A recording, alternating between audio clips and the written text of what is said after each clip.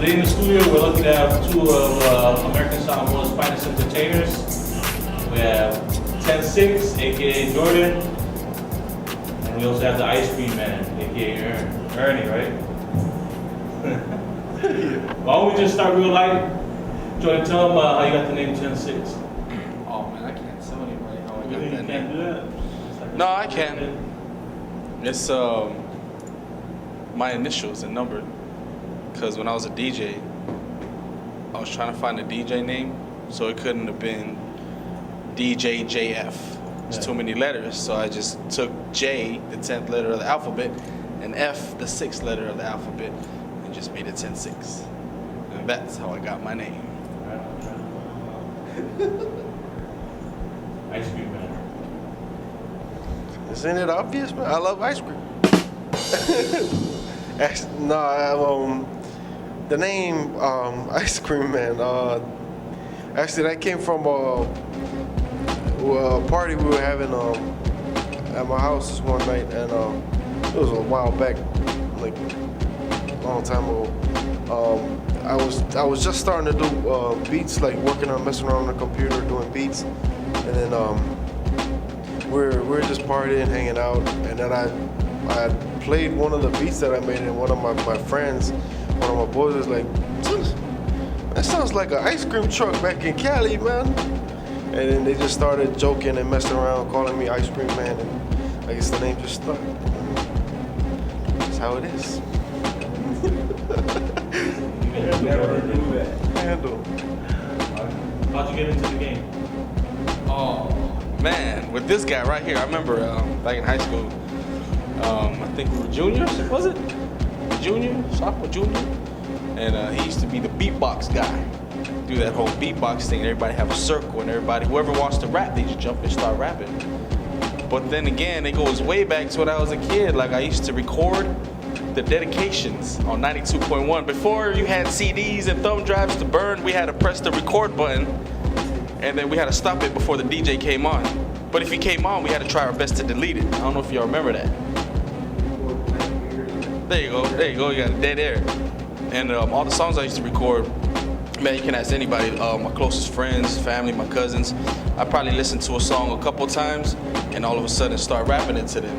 And they're like, man, how do you catch on so fast? And I didn't even know how I caught on so fast. It was just, I guess it was just in me. And then the whole high school deal came. Mr. Beat Man right here started making beats, beatboxing, and we started rapping in the circle. And it continued on from there all the way to college. And now we're here. It's like a longer story, but I don't want to tell anybody the longer story. I just from high school to college to here. So you're like the producer and stuff? You rap Yeah. more or you produce more? Lately, I've just been doing a lot more producing. Just haven't really had time to do a lot of rapping and a lot of writing. It's just whenever like one of the guys wants me to get on their songs, and all right, finally I get a chance to rap. it's like that. Yeah. Well, one of the main reasons why I wanted these guys up here, especially Ice Cream Man, the letter to the editor a while back. It happened after one of the concerts, and we're not gonna put anybody, on the stuff, but once you just let people know, why the letter? What happened to make you want to come out with that letter? And I guess just air out your frustration. All right.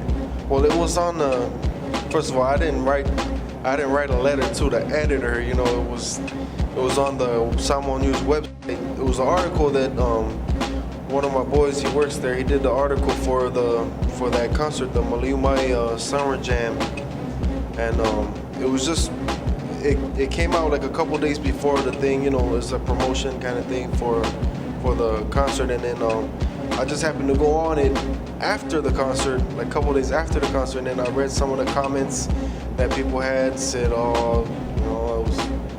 was boring, it had some negative comments, but then it was just off of that, I just got really frustrated, and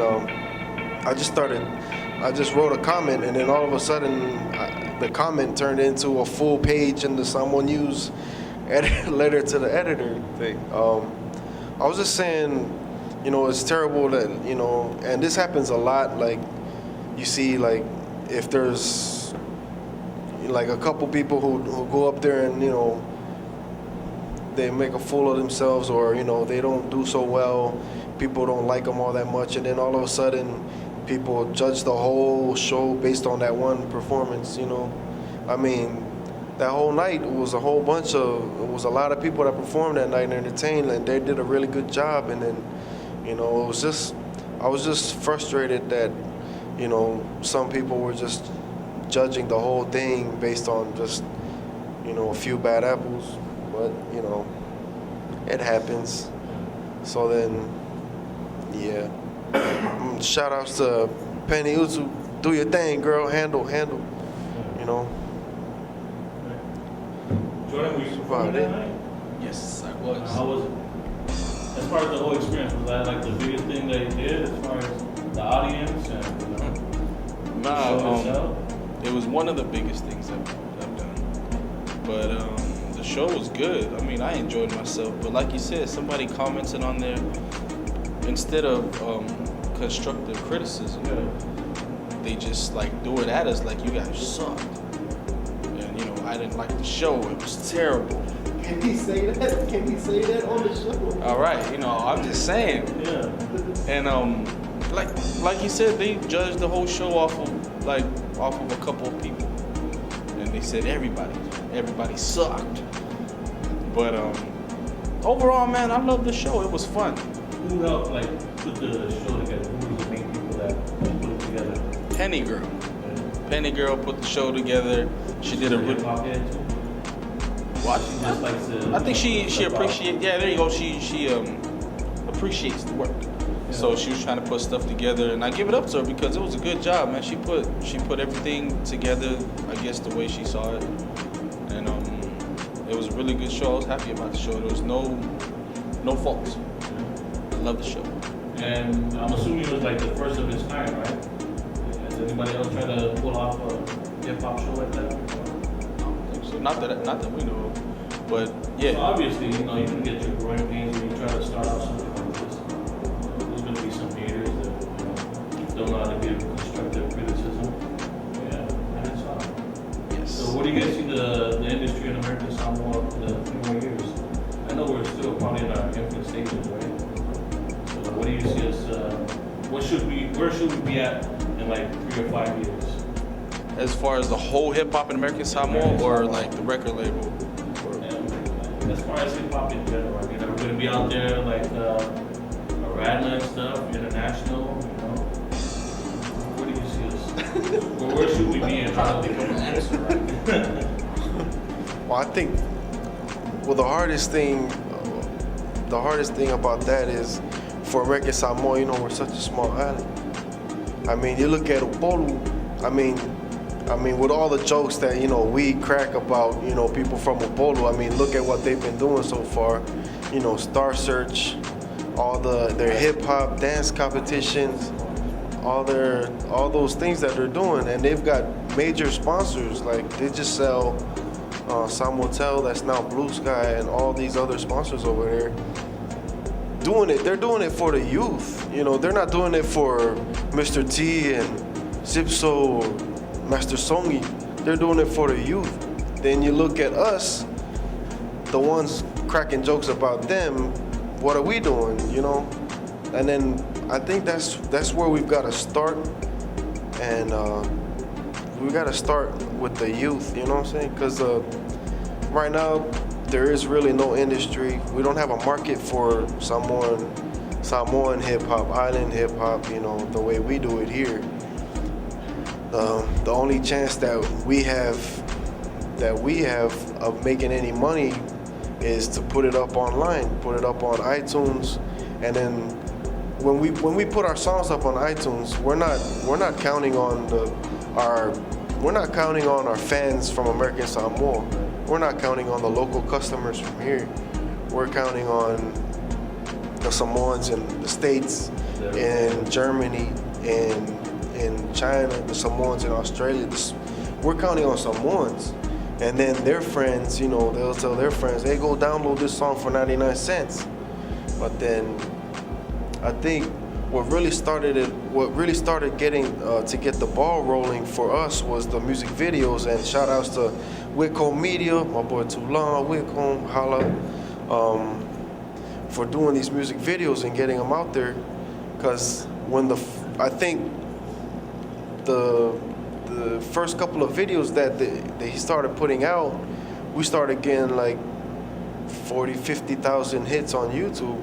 And then for us, you know, translating that into dollars, if half of those people went on iTunes to buy a copy of that one song, you know, that's looking at $15,000, $20,000 for the one song. So then everybody starts hopping on iTunes, you know.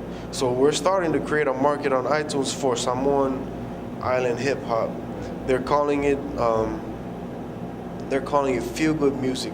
In Cali, I heard that's what they're starting to call it, feel good music. All this the island scene, right. They're starting to call it feel good music. But does that include New Zealand and stuff, or is it just Samoa, you know, That's- like Fiji and stuff? and that's another thing. New Zealand, what I understand what they were doing was they were trying to. They're just trying to do their own thing in New Zealand, trying to get connects into the mainstream music, you know, in the States, like Savage, like how Savage did. You know, he got in lucky, and then he's starting to bring in all his people.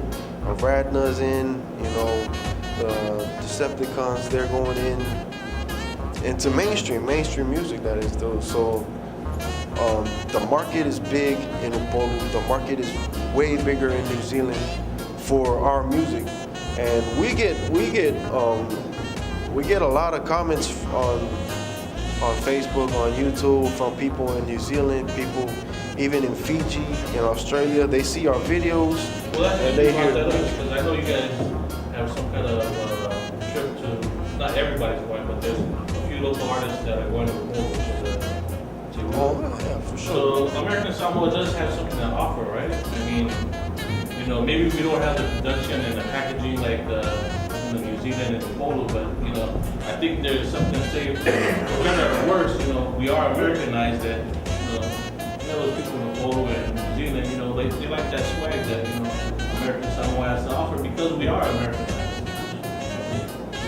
So, is that something that might offer somewhere, or what is the appeal that American Samoa has? Do you have that swag on it? What's up, man? Man, I don't even want to talk about me.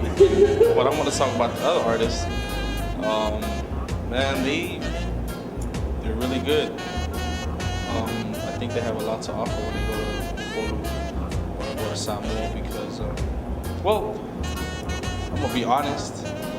The group that's going, they got it. They got it. Hands down, they got it. Who is it? Man, who is going?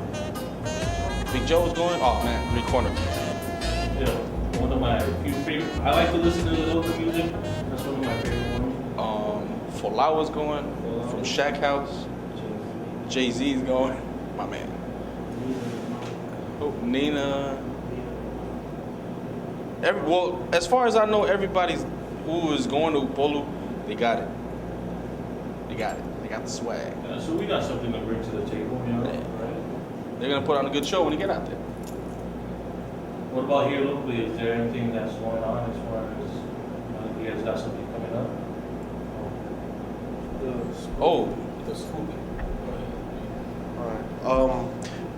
I was thinking of starting in January. I was gonna wait till these guys get back from Upolu and then have them settle down, and then we'll start talking out and try to work out a schedule starting in January.